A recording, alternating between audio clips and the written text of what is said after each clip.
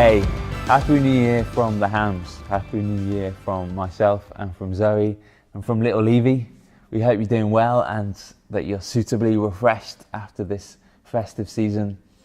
As you'll have seen, we're hoping to spend a third year at Oak Hill College, where we are now, into 2015. And it's a year in which we're going to have to self-fund. And part of our funding strategy is asking individuals like yourselves whether you might consider partnering with us in that third year of training. And so we just wanted to get in touch really and explain something of the vision and the thinking behind why we're doing it. We're aware you might have a number of questions about this, about whether it is a wise use of money, about whether it's a sensible decision. So the backstory essentially is that I'm in my second year of training at Oak Hill. I'm here as a Church of England ordinand, and because my previous degree was in theology, albeit at a secular university, and so that means the Church of England's policy is to only pay for 2 years rather than the 3 years, which is the norm. Now at Oak Hill, the course has been purposely designed as a 3-year course. It's an intentionally crafted kind of 3-year program to kind of maximise your time while you're there, to best train you for a life of ministry. And so actually by missing out on a year, on that final year, you're actually missing out on a third of what they put together as a kind of comprehensive program of training. It's also probably the most significant third as well, because it's the time where people are really pushed, where kind of dots are joined up together in terms of the different areas of theology you've been looking at. It's the time when most people say is most formative as they then head off into ministry. And so Zoe and I would love to spend a third year, even if it means we have to self-fund for it.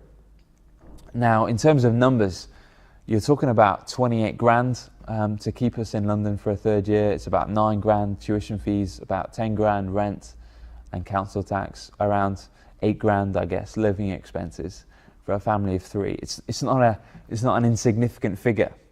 And so rather than just kind of go ahead and kind of commit to this, over the last few months we've kind of just been taking the temperature a little bit and asking friends we trust just for a little bit of wisdom on whether or not this is a wise use of time and a wise use of money. We've spoken to people who are in ministry, who've been through similar training, and we've spoken to people who aren't, and just said to them, look, what do you think? Do you think we should do this? Is this a wise call here? Would you be prepared to give your money to something like this, or is this a bad use of money? And actually, the overwhelming response we've had from people has been a green light. People said, yeah, this is really worth people investing, and this is a good investment. I think key to that decision, key to that kind of response, was actually seeing theological training as something that's really valuable. You think how much time goes into training a doctor or a vet or an engineer. Think how much money goes into training an RAF pilot or something like that. Actually, investing in good, rigorous theological education for our pastors is really important. It shouldn't be something we take lightly or we kind of do half-heartedly. And so lots of people have encouraged us to invest now in that third year of training for a lifetime of ministry. It also provides us with a third year of spending time particularly on biblical languages.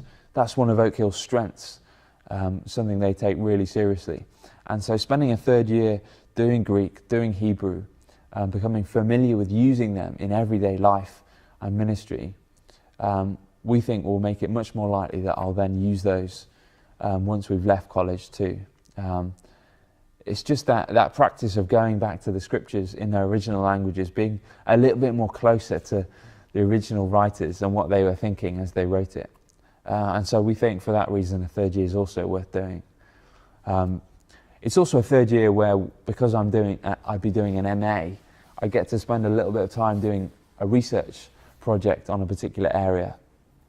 And having chatted through with the principal at Oak Hill, the area that we'd love to focus on is thinking about the Bible's view of our physicality, basically what it means to be human, what it means to be physical. Now you might think that's a little bit of an arbitrary area, but actually as you flick through the newspapers, as you go online and look at the blogs, that's an area that's massively in the spotlight. What it is to be human, what it means to be physical, how our bodies determine who we are, is an area that's being really contested and challenged. And so it'd be great to spend some time just thinking through what the Bible says about that, how we interact with our culture on that, and how best we present that as a compelling vision for what it means to be human. So there are a few reasons why we love to stay at college. On top of all the learning, it's a really formative environment. Zoe and I both feel we've really grown as disciples through it, and I also feel like it's really helped me to grow as a leader as well. Lots of the modules we're doing are stuff that I've never really thought about: Christian leadership, biblical languages, pastoral counselling. It's been a really valuable time so far, and that's all set to grow over the final third year.